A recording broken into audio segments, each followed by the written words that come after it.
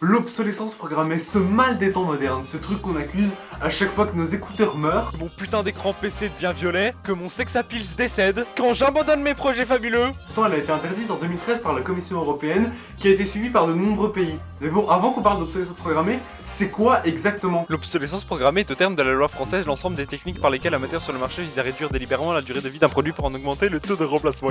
Un brin d'humour ne fait jamais de mal. La première fois qu'on entend parler d'obsolescence programmée, c'est en 1932. À ce moment-là, les États-Unis et une bonne partie du monde sont encore empêtrés dans la crise et on essaye de s'en sortir. Bien que ça ramène énormément de thunes, ça comporte beaucoup de risques aussi. Le premier, celui de perdre sa réputation. Vous êtes vraiment des fils de pute. Je sais.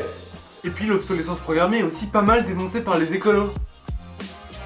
Et là, il y a un mec qui écrit un livre sous le nom de Ending de dépression, trou, planète, obsolescence, et il fait une observation très perspicace. Les gens sont pauvres, ils consomment moins.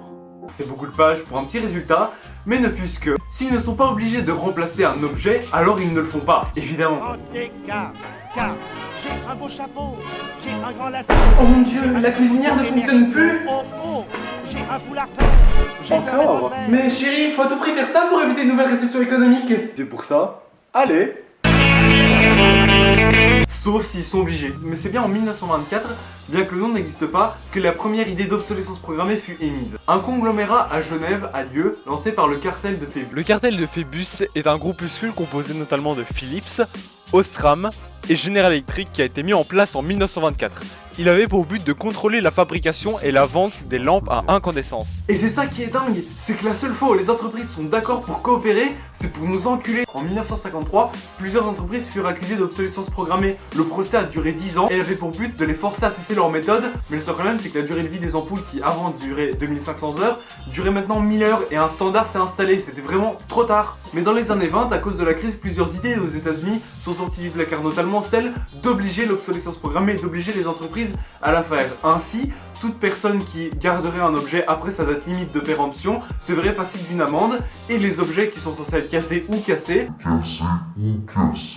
sont rendus à une agence gouvernementale. Cette solution devait notamment relancer l'industrie et le plein emploi, mais heureusement elle n'a jamais été appliquée. Bon, maintenant, suite aux pressions des écologistes, apparemment, l'obsolescence technique n'existerait plus. Ça ne veut pas dire qu'elle n'existe pas, mais il y a aussi quelque chose de bien plus sournois. Par exemple, l'obsolescence fonctionnelle, le fabricant essaie délibérément que la réparation coûte plus cher que le produit fini et vous force à en réacheter un, notamment pour les machines à laver et tout le matériel électroménager. Et puis il y a aussi l'obsolescence d'évolution. Nous sommes dans un monde qui évolue tout le temps, notamment dans le numérique. Résultat, plusieurs produits qui étaient bien il y a 5 ans, 10 ans, deviennent absolument obsolètes. Je parle notamment des consoles et des PC. Et puis en dernier, on a aussi l'obsolescence esthétique qui, elle, tout simplement rend un produit désuet par effet de mode, notamment les vêtements. Mais maintenant nous sommes conscients des problèmes environnementaux et du fait que les ressources de notre planète sont finies. Nous devons à tout prix changer ce modèle qui pousse à la consommation.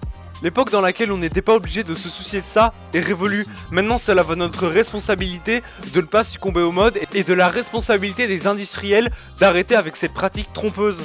Fin de vidéo. J'espère qu'elle vous a plu, n'hésitez pas si vous voulez, like, l'abonnement, enfin tout ça. Hein. Et puis mes comptes Insta et tout, et mes sources comme d'abord.